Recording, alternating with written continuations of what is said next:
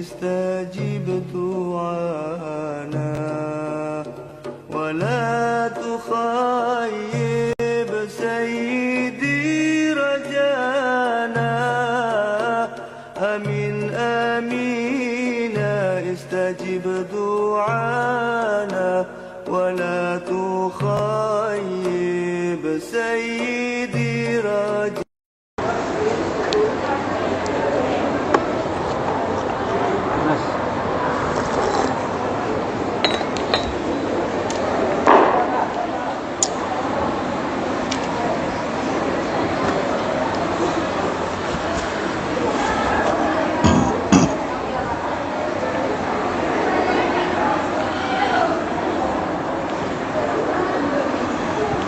Assalamualaikum warahmatullahi wabarakatuh. Bismillahirrahmanirrahim. Alhamdulillahi ala ihsanih wa syukru lahu ala taufiqihi wa amtinanih. Ashhadu an la ilaha illallah wahdahu la syarika la ta'ziman li sya'nih wa ashhadu anna Muhammadan abduhu wa rasuluhu al-hadi ila ridwanih. Allahumma salli wa sallim ala sayyidina Muhammadin al-fatihi lima uliq wal khatimi lima sabaq nasiril haqqi bil haqqi wal hadi ila siratikal mustaqim wa ala alihi haqqa qadrihi wa miqdarihi al-azim. La hawla wa la quwwata illa billahil aliyyil azim. Amma ba'du. Subhanaka la ilma lana illa ma 'allamtana innaka antal alimul hakim. Hadratul muhtaramin, para alim, para ulama, para asatidz, sesepuh dan bini sepuh, mustami'in wal mustami'at rahimakumullah. Kita awali pertemuan kita pada kesempatan kali ini dengan membaca bersama suratul Fatihah, dengan harapan mudah-mudahan pahalanya dihadiahkan untuk Rasulullah Muhammad sallallahu alaihi wasallam wa alihi wa ashabihi wa azwajihi wa dzurriyyatihi. Semua hadiatan ila Raden rahmatullah Sunan Ampel wa ila ruhi murabbi ruhina Syekh Muhammad bin Yusuf wa ila ruhi Syekh Ubaidillah bin Muhammad bin Yusuf. Kemudian kita hadiahkan untuk keluarga-keluarga kita yang telah mendahului kita. Mudah-mudahan diterima segala amal baiknya, diampuni segala dosanya, kemudian ditempatkan dalam surga Allah Subhanahu wa taala. Untuk kita yang hadir atau keluarga kita semua semoga diberi kesehatan, semoga diangkat segala penyakitnya sehingga bisa sempurna melaksanakan ibadah kepada Allah Subhanahu wa taala, dan mudah-mudahan kita menghadap kepada Allah dalam keadaan husnul khatimah ala hadhihi niyyah wa ala qanatin salihah wa ala amana wa salihun salihun. Al-Fatihah. A'udzu billahi minasy syaithanir rajim. Bismillahirrahmanirrahim. Alhamdulillahi rabbil alamin arrahmanir rahim maliki yaumiddin iyyaka na'budu wa iyyaka nasta'in ihdinas siratal mustaqim siratal ladzina an'amta 'alaihim ghairil maghdubi 'alaihim waladdallin. Bismillahirrahmanirrahim. Masuk ke Babu fadlid du'ai bidhahril ghaibi. Babu fadlid du'a utawi iki hukum bab kang nerangaken keutamanane doa bidhahril ghaibi ing dalam jabane ghaib. Artinya doa pada untuk orang lain di luar adanya orang yang didoakan. Yang didoakan jauh, yang didoakan orangnya sudah meninggal dunia, itu lebih mustajabah. diterima oleh Allah. Mendoakan orang lain di mana doa itu, orang itu maksudnya tidak di dekat kita, bukan kedengaran kita, bahkan sudah jauh meninggalkan kita, sudah meninggal dunia, kita doakan.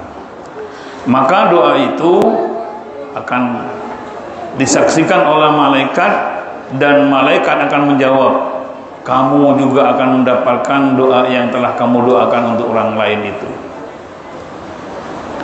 Istilahnya qalal malaku walaka bimislin. Maka malaikat ketika kita mendoakan orang lain, maka dijawab oleh malaikat, kamu telah mendoakan orang lain, kamu pun juga akan mendapat seperti yang kau doakan seperti tadi. Artinya gampang. Kalau yang doa dengan dhahril ghaib, maka akan diamini oleh malaikat. Kalau yang mengamini malaikat, saya yakin, hakul yakin doa kita diterima oleh Allah. Kalau beberapa pertemuan yang lalu adalah masalah doa, segala macam doa yang telah disampaikan. Sekarang cara berdoa, mendoakan orang yang tidak ada di hadapan kita, berdoa untuk orang yang sudah bahkan meninggal dunia. Namanya itu bidzahril ghaibi, mendoakan orang lain saat orang itu tidak ada di dekatnya, tidak ada di tempat itu, bahkan jauh dari tempat kita, bahkan juga beliau-beliau yang kita doakan adalah orang yang sudah meninggal dunia.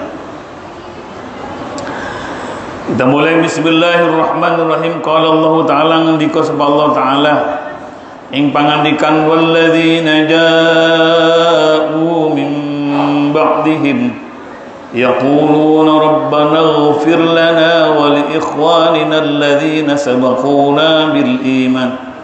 Walladzina utawi wong akeh ja'u kang padha teka sapa alladzina min ba'dihim saking sakwisi alladzina yaquluna iku padha ngucap sapa alladzina ing pangucap rabbana tu pangeran ingsun ighfir mugi ngapura panjenengan lana kedue kita wali ikhwanina lan kedue pira-pira dulur kita alladzina ya ikhwanina sabakuna kang wis nisii sapa alladzina na ing kita nisii bil iman kelawan iman.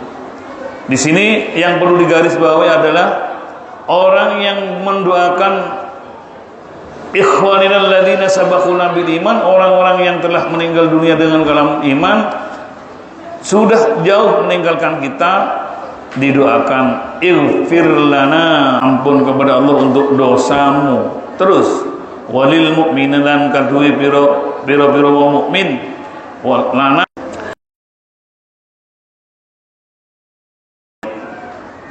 di tempat yang ketika kita tidak bersama dekat dengan beliaunya, bahkan karena beliau sudah tidak ada, kita kirimi Fatihah, kita mintakan ampun. Itu yang dikatakan doa di atas atau bidzahril ghaib. Bisa ditiru kesehariannya, kewibawaannya, kedermawanannya utamanya. Contoh Nabi Ibrahim itu Bapak Ibu tidak pernah makan siang, makan sore, makan orang fakir warga, tapi seleren manggil tetangga, manggil orang fakir miskin. Maka setiap jam-jam manggil baru makan bersama setiap hari. Itu sulit tirunya. Ya bisalah ya, mudah-mudahan kita bisa meniru Nabi Ibrahim dalam artian kedermawanannya, berbagi itu ada pada Nabi Ibrahim. Karena Nabi Allah Subhanahu wa taala menyatakan qad kana lakum uswatun hasanah fi Ibrahim walladzina ma'ahu. Karena memang harus dicontoh Nabi Ibrahim itu dalam sisi kecerdasannya Nabi Ibrahim, dalam sisi kedermawanannya Nabi Ibrahim, dan segala hal yang ada pada Nabi Ibrahim, dan akhlak-akhlaknya juga seperti itu. Yang cerdas kita muslim karena bapak kita muslim. Andai kata, na'udzubillah, andai kata saja orang tua kita tidak muslim, agama yang lain, maka tentunya kita mesti seagama dengan orang-orang tua kita. Nabi Ibrahim tidak. Di dalam Al-Quran disebutkan bahwa ketika bapaknya Nabi Ibrahim yang bernama Azar, walaupun Azar itu diikhtilafkan. Azar kalau dalam idqala Ibrahim Abu Azar. Nah, Azar katanya. Azar itu adalah bapaknya Nabi Ibrahim. Walaupun ada pendapat yang mengatakan bahwa Azar itu adalah paman Nabi Ibrahim. Pemahat patung berhala. Kemudian setelah selesai disembah sendiri, membuat patung sendiri, disembah sendiri, kata Nabi Ibrahim. Ditanyakan, apakah yang disembah itu akan manfaati atau mudaratih? Apakah Tuhan yang dibuat sendiri kemudian disembah sendiri? Maka Nabi Ibrahim tidak taslim, tidak pasrah dengan kondisi rumah tangga yang semacam itu. Bahkan Nabi Ibrahim keluar mencari Tuhan. Tuhan Allah maksudnya, karena belum kenal Allah. Nabi Ibrahim kecil, masih masa-masa kecil, sudah mencari Tuhan sendiri. Ketika mendapati bintang tinggi, walaupun jauh tinggi kelihatan, Nabi Ibrahim bilang, itu adalah Tuhanku. Tapi ketika bintang itu terbenam, Nabi Ibrahim menyimpulkan, Tuhan tidak akan terbenam. Belum kenal Allah beliau. Besoknya melihat bulan, ini rada lebih gede ini, jauh kelihatan, tapi akhirnya tenggelam juga. Kalau yang tenggelam bukan Tuhan. Besoknya ada matahari, ada akbar, kata Nabi Ibrahim, ini Tuhan tentunya. Ternyata kok tenggelam juga. Maka Nabi Ibrahim menyimpulkan yang Tuhan, yang sebagai Tuhan adalah bukan bintang, bulan dan matahari, tapi yang menjadi Tuhan adalah semua itu. Yang menciptakan bulan, yang menciptakan matahari, yang bahkan yang menciptakan bintang, itu adalah Tuhan, kata Nabi Ibrahim. Menyimpulkan sendiri, sehingga beliau mengatakan, inni wajjahtu wajhiya lilladzi fataras samawati wal arda hanifan musliman wa ana awwalul muslimin. Ketika bisa menyimpulkan bahwa Tuhanku adalah zat yang menciptakan semua itu, alladzi fataras samawati wal ard, maka Nabi Ibrahim menyatakan bersimpuh, kemudian pasrah kepada zat yang telah menciptakan itu semua. Berarti bukan bintang, bulan dan mataharinya atau bumi dan langitnya sebagai Tuhan, akan tapi zat yang telah menciptakan semua itulah adalah Tuhanku. Kemudian ketika pernyataan inni wajjahtu,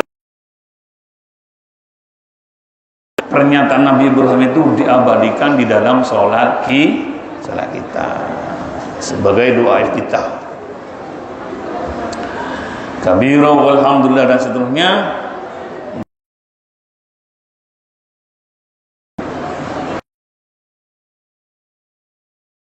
Yang dimulakan oleh Allah Subhanahu wa taala berisi pernyataan Nabi Ibrahim, satu.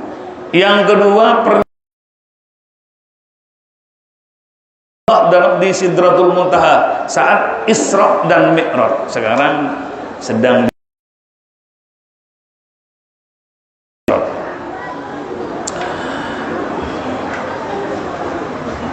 Isra Mi'raj dilakukan oleh Nabi Muhammad dari Masjidil Haram, berangkat diisrakan ke Masjidil Aqsa dalam jarak tempuh ribuan kilo. Setelah dari Masjidil Aqsa dinaikkan, dimi'rajkan ke Sidratul Muntaha. Itu dilakukan oleh Nabi hanya 1 malam, tidak sampai 24 jam, anggaplah 12 jam. Perkiraan tidak mungkin masuk dari Mekah ke Masjidil Aqsa saja sudah ribuan kilo. Wakila 3.113 kilo, karena beda negara, antar negara. Itu bisa ditempuh beberapa saat saja, karena transportasinya adalah burak, dan memang itu adalah kehendak Allah. Ketika Nabi Muhammad dimi'rajkan, diantar oleh malaikat Jibril. Kok bisa bertemu dengan malaikat Jibril? Nabi Muhammad menempuh Isra Mi'raj itu dalam dunia 4 dimensi, 4 dunia. 4 dimensi maksudnya Nabi Muhammad posisi masih hidup. Artinya alam nasut atau alam musyahadah. Tapi Nabi Muhammad walaupun alam nasut bisa bertemu dengan malaikat Jibril, di mana dunianya beda. Dunia apa? Dunia malakut. Nabi Muhammad bertemu dengan dunia lain. Kita tidak bisa bertemu dengan alam malakut atau alam malaikat, kita nggak bisa. Nabi Muhammad bisa bertemu. Bukan hanya alam malakut, tapi alam jabarut adalah alam arwah, alam ruh. Dan yang terakhir adalah alam lahud, alam yang dikatakan Sidratul Muntaha. Itu Nabi Muhammad bertemu dengan Allah, dalam artian bukan berarti Allah bertempat di Sidratul Muntaha sehingga dikatakan ghaibul ghaib, gaib di atas gaib. Pertemuan Allah dengan Allah ada di Sidratul Muntaha, karena Allah tidak bertempat di tempat yang seperti kita bertempat dalam satu tempat. Terus bagaimana? Katanya Rek Pondok la yukayyafu, kaiso di bagaimana. Kenapa? Akal kita dangkal, terlalu dangkal yang tidak mungkin bisa memahami itu. Akhirnya karena kita statusnya muslim, orang yang pasrah, ya pasrah saja. Dan kita wajib iman tentang hal itu semua. Maka Nabi Muhammad saat melintas di atas langit demi langit, langit 1, langit 2 dan seterusnya sampai Sidratul Muntaha, Nabi Muhammad masih disertai dengan oleh malaikat Jibril. Yang ketika batas di Sidratul Muntaha, malaikat Jibril tidak bisa naik ke atas. Kenapa? Derajatnya tidak mungkin mampu menghadap ke Sidratul Muntaha. Kata malaikat Jibril, 1 langkah saja saya maju di Sidratul Muntaha, saya pasti terbakar. Nabi Muhammad tidak terbakar secara tidak langsung. Maka ketika Nabi Muhammad SAW bertemu dengan Nabi Musa ini termasuk menolong kita, Pak. Karena Nabi Muhammad itu diperintah oleh Allah untuk melakukan sholat 50 kali dalam sehari semalam. Sedangkan waktunya kita adalah hanya 24 jam. Kalau 50 kali dalam 24 jam berarti kurang dari setengah jam ada sholat. Berarti kita tidak kerja, ya, tidak aktivitas. Nah, akhirnya karena Nabi Musa bilang, Musa, Muhammad, gak kuat umatmu, balik minta dikurangi kepada Allah, terlalu banyak ya Allah, kurangi 5 jadi 45. Turun lagi ketemu Nabi Musa, tinggal berapa Muhammad? Tinggal 45. Balik lagi, gak kuat umatmu, kurangi lagi, menghadap lagi 40. Turun lagi ketemu Nabi Musa, balik lagi Muhammad, gak mampu umatmu 40. Bolak-balik membela umatnya, jangan sampai diberi perintah sholat 50, 30, 20. Akhirnya bolak-balik tinggal berapa Muhammad? Kata Nabi Musa, tinggal 5. Balik Muhammad, balik gak mampu umatmu. Sudah, kata Nabi Muhammad, malu saya, 5 kok masih jaluk meneh. Akhirnya sudah 5 aja saya bawa. Ternyata dugaan Nabi Musa, umat Nabi Muhammad tidak semua lengkap sholat yang 5 waktu. Roto apot Bapak Ibu, apalagi subuh. Tidak, masih banyak umat Nabi Muhammad yang tidak lengkap sholatnya. Kok bisa ketemu Nabi Muhammad dengan Nabi Musa? Kan dunianya beda, ruhnya beda. Dunianya Nabi Muhammad adalah alam nasut atau alam musyahadah, seperti kita sekarang alam musyahadah. Tapi kenapa kok bisa ketemu dengan Nabi Musa yang sudah alam jabarut? Karena memang Allah Subhanahu wa taala membuka dan memberikan kemampuan dalam hal itu. Bukan hanya Nabi Ibrahim bertemu dengan Nabi Musa, bahkan Nabi Muhammad bertemu dengan Imam Al-Ghazali yang belum dilahirkan. Nabi Muhammad sempat memanggil Imam Al-Ghazali, disuruh berdialog dengan Nabi Musa Jadi posisi Nabi Muhammad itu adalah ruh, kan ada 3, ada ruh mutasarrifah. Nabi Muhammad berarti ruh yang sedang dipakai, dalam artian masih hidup kita sekarang adalah ruh yang mutasarrifah. Ada ruh yang mutafarriqah, ruh yang sudah berpisah. Nabi Musa kan sudah meninggal, kok bisa ketemu ruh itu dengan Nabi Muhammad yang masih hidup? Ruh antara ruh mutasarrifah dengan mutafarriqah ketemu. Bahkan kepada orang yang belum dilahirkan pun Nabi Muhammad bisa bertemu yang alam ruh mutajarridah, yaitu ruhnya Imam Al-Ghazali. Disuruh Nabi Musa berdialog dengan Nabi Musa dengan Imam Al-Ghazali, saling tanya-nanya, akhirnya Imam Ghazali agak mapas katanya. Akhirnya oleh Nabi Muhammad, ya Imam Ghazali, taroktal adab, kamu gak sopan pada Nabi Musa. Oleh Nabi Muhammad dipukul punggungnya dengan tongkatnya. Nabi Muhammad memukul punggungnya Imam Ghazali. Taroktal adab, kailok katanya orang sini, kailok, ojo ngomong-ngomong kailok. Taroktal adab, dipukul sedikit tongkatnya, dipukulkan tongkatnya ke punggungnya. Ketika Imam Ghazali dilahirkan, ternyata di punggungnya ngecap tongkat Nabi Muhammad SAW yang ketika itu dipukul oleh Nabi Muhammad dalam ruh mutajarridah. Mungkinkah? Mungkin sekali, karena Allah yang punya kehendak, dan kita harus percaya.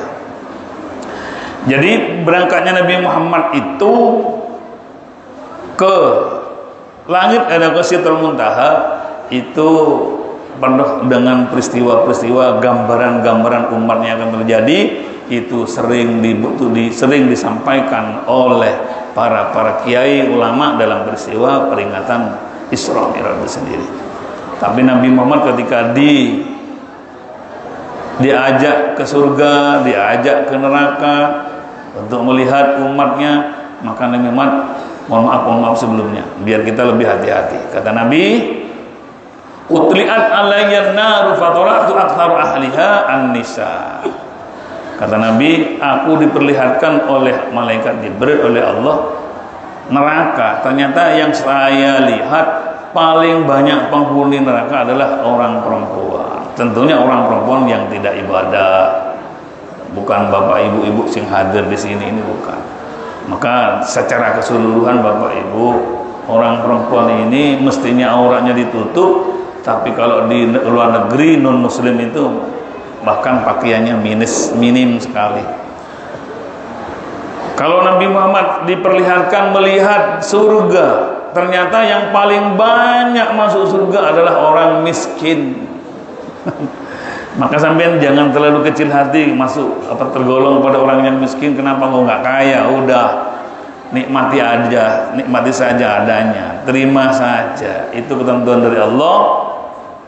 Dan ternyata paling banyak penghuni surga adalah orang-orang miskin, mungkin seperti kita ini ya, mobil gak punya, kemudian utang ya anyar anak sing lawas.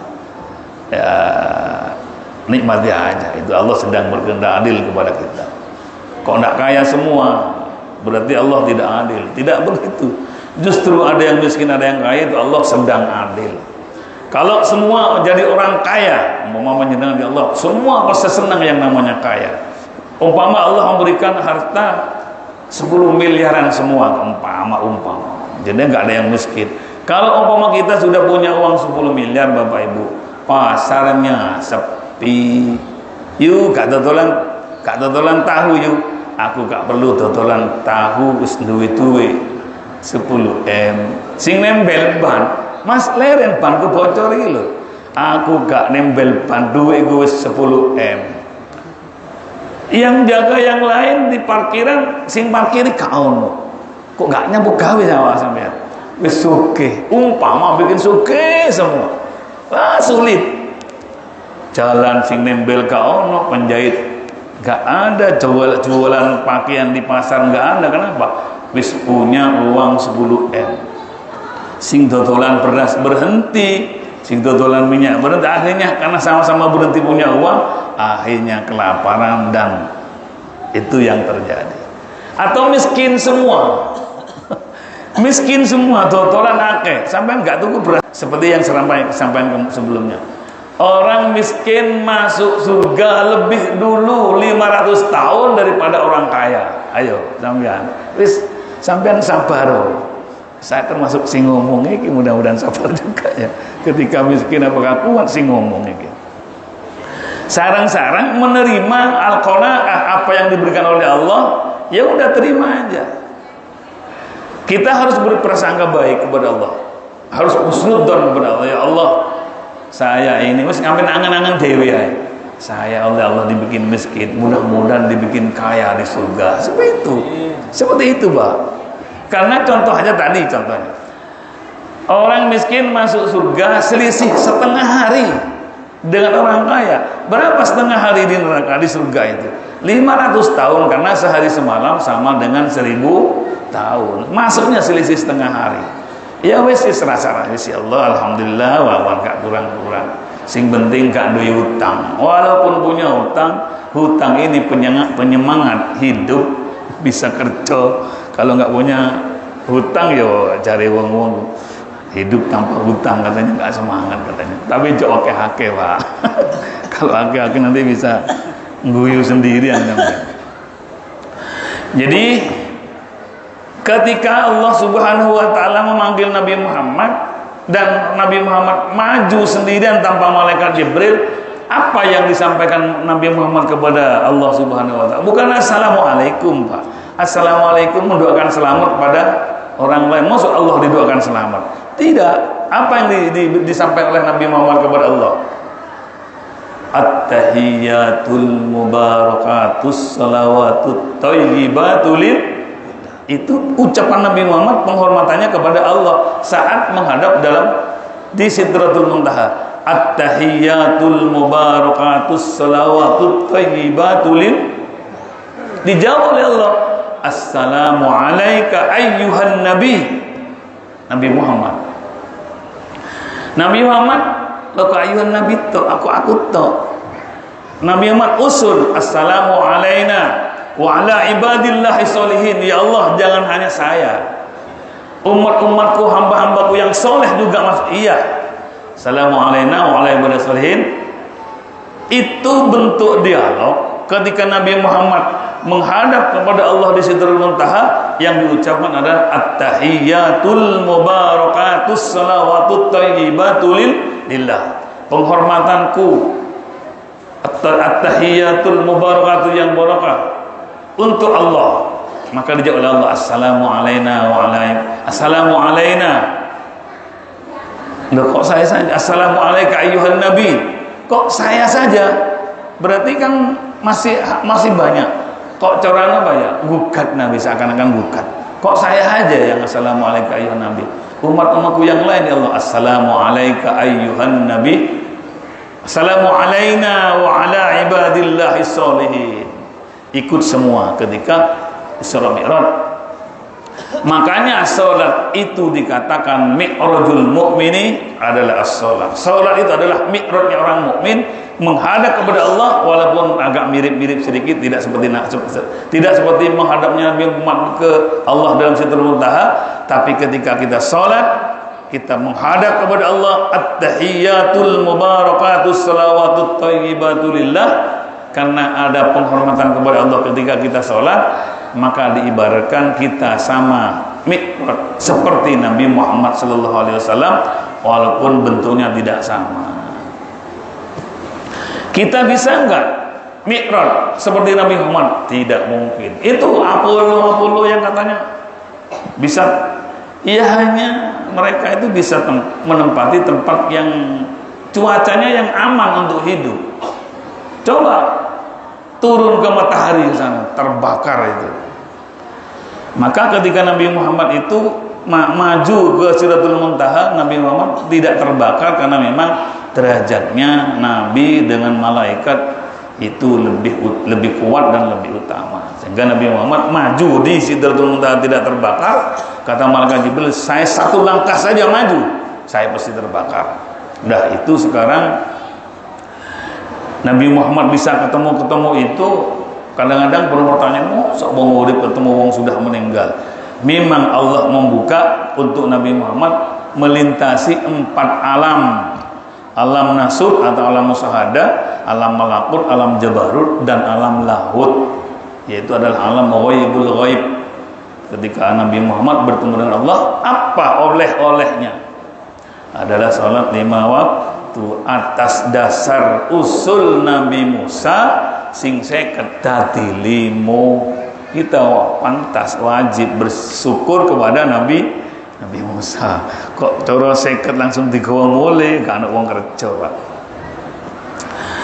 Itu yang pertama adalah dialog, ada pernyataan Nabi Ibrahim, wajjahtu wajhiya lilladzi fatara samawati, diabadikan dalam salat. Yang ketiga tasyahud awal dan tasyahud akhir, ada namanya tahiyat, adalah penghormatan Nabi Muhammad di Sidratul Muntaha. Itu dibawa menjadi bentuk penghormatan kita ketika sholat, karena kita sholat itu adalah menghadap kepada Allah secara hakiki.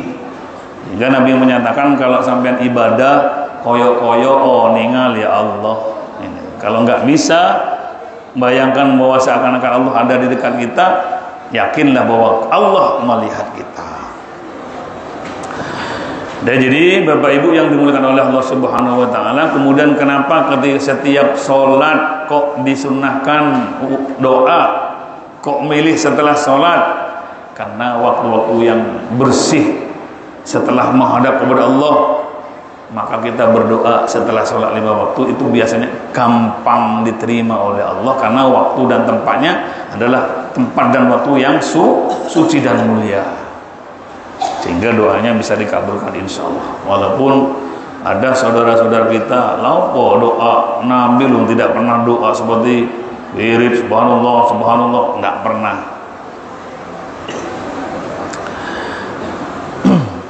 Itu hal-hal yang banyak menjadi pertentangan oleh saudara-saudara kita, katanya bid'ah dan sebagainya.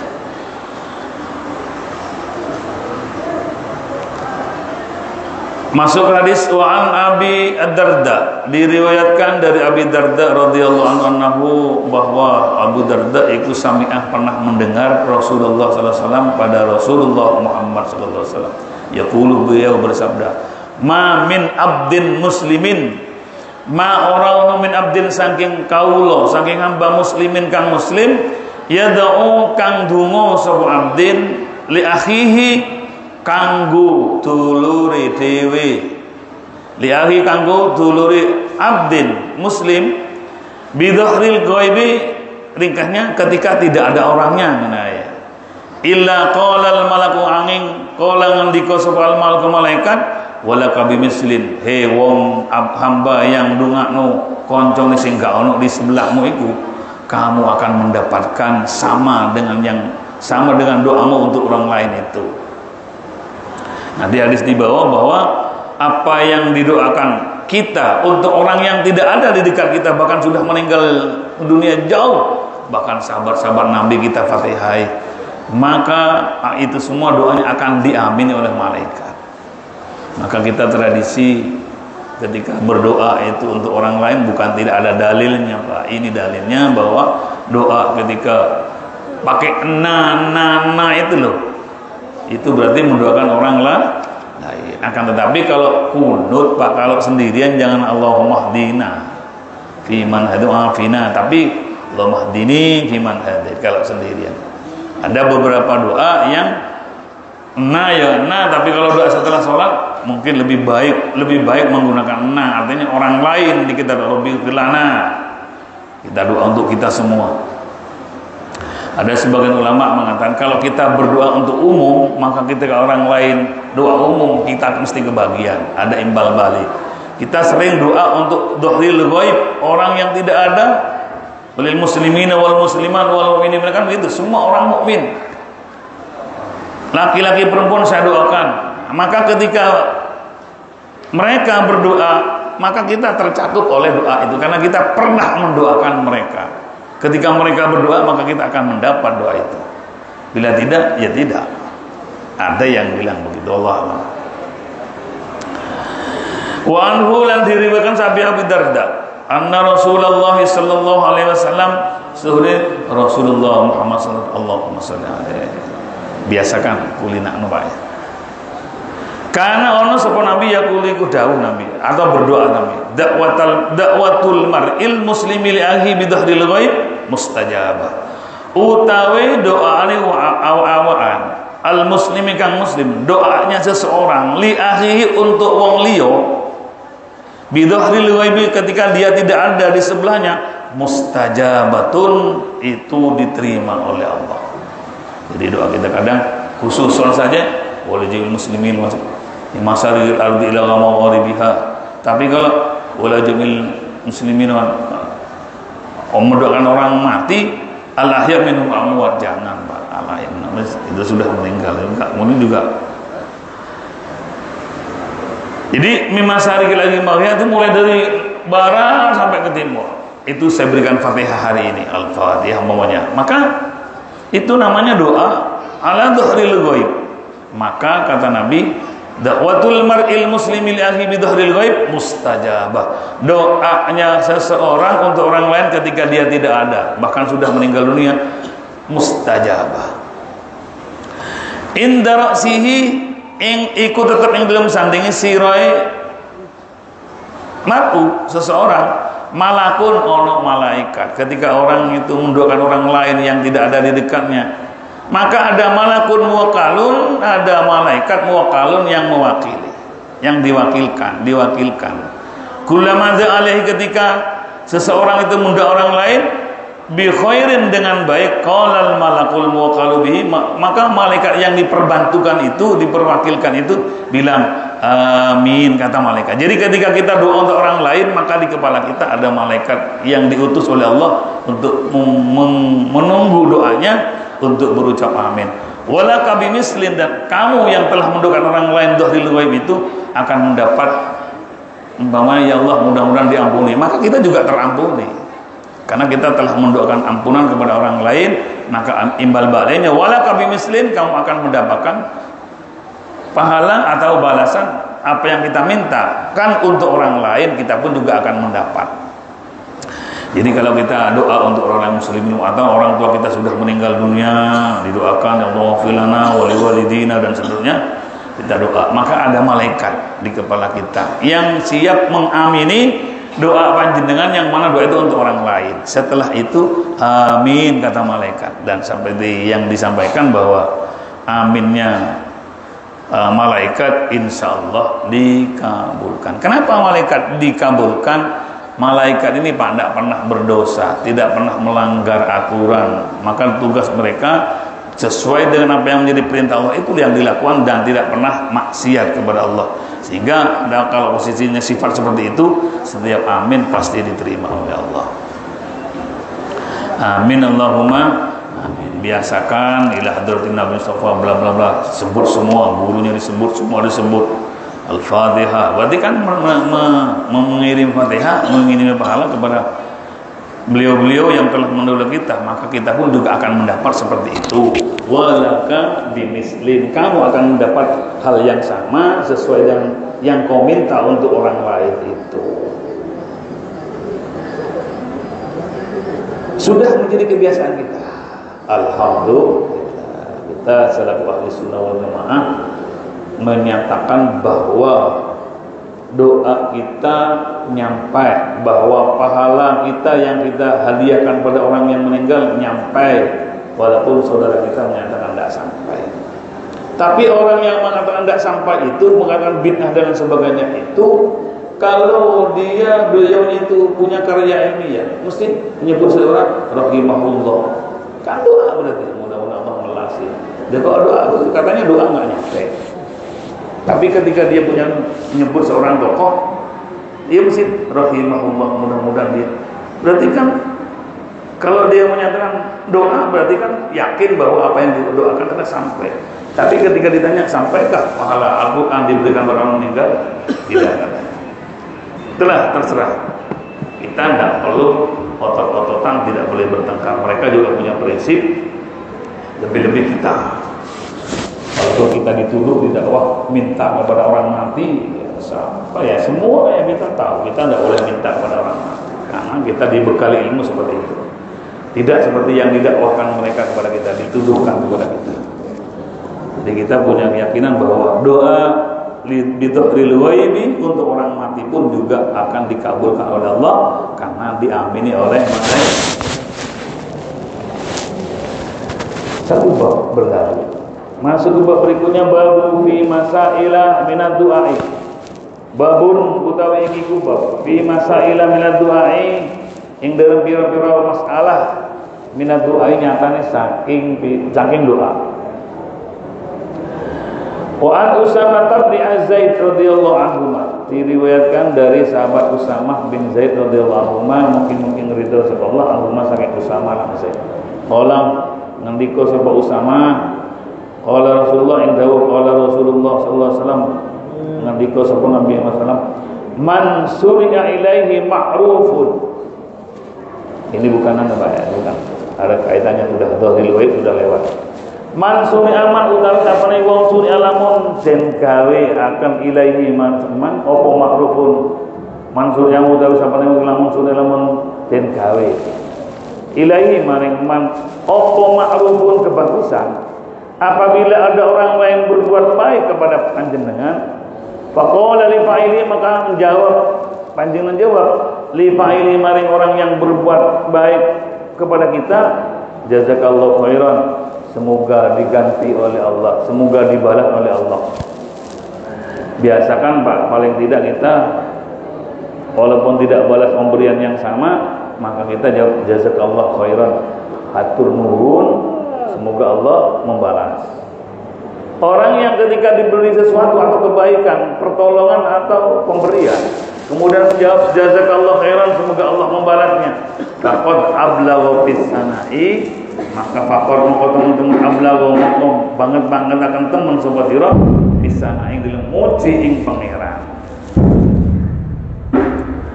Kalau kita diberi sesuatu oleh orang lain, kemudian kita mengatakan terima kasih, kemudian mengatakan mudah-mudahan Allah yang balas, itu berarti kita berterima kasih kepada Allah, juga berterima kasih kepada orang yang memberi. Nah, dalam keterangan yang lain Rasulullah mengajarkan bahwa ketika kita diberi seseorang, jangan hanya menerima terima kasih saja, harus dibalas. Kalau kita diberi harus memberi. Kok seneng diterima, menerima terus. Hari raya gak pernah masak, tapi orang lain apa namanya ya tapi kita nggak pernah membalas. Ya ojo ngono jadi Nabi Muhammad. Kalau banyak orang yang memberikan sesuatu, ya kita harus membalas dengan yang lain. Jangan hanya terima kasih jazakallahu khairan, jazakallahu itu tidak tahu membalas pemberiannya. Tidak demikian. Kata Nabi menyatakan tahadu, saling memberi satu sama yang lain lah. Tahadu, tahabu, maka akan menjadi terjalin saling mencintai. Saling memberikan hadiah lah kalian semua satu dengan yang lain, maksudnya maka kalau pelajar seperti itu tahabu, maka kalian akan saling mencintai satu dengan yang. Jangan tetangga yang aman, jangankan tetangga yang aman, musuh kita. Umpama kita punya tetangga musuhan, sampai ngalau, sedekahi ketika masak ikan yang lain daripada yang biasanya lewat, garing tok penitan saking kok musanten katakan sampai satu mangkok kemudian ada diberikan satu kali. Iki lu musuhku kok nggak dia tok, satu kali dua kali sampai masak ketan sampai teri. Asalnya musuh, tapi ketika tiga kali luluh dia berkat hadiah itu tadi. Iya ya, berarti saking awal sih nggak kena. Sebelah kita musuh kita loh, gak niat musuh. Maksudnya itu makanan yang istimewa, punya durian dari desa diberi dia. Ya Allah, ini si musuh berarti aku tak boleh. Dia nggak niat musuhan, hanya jadi kebaikan.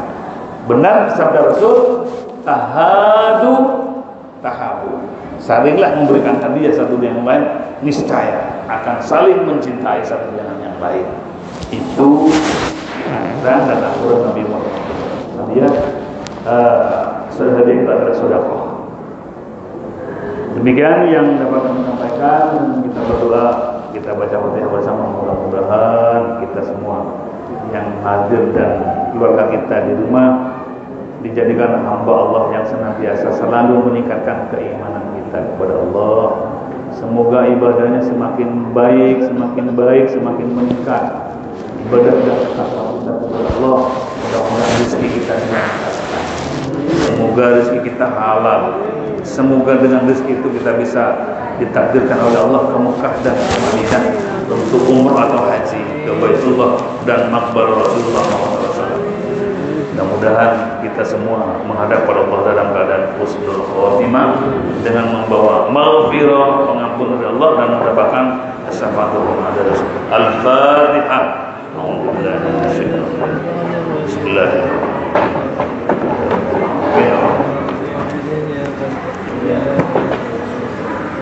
Ya, assalamualaikum warahmatullahi wabarakatuh.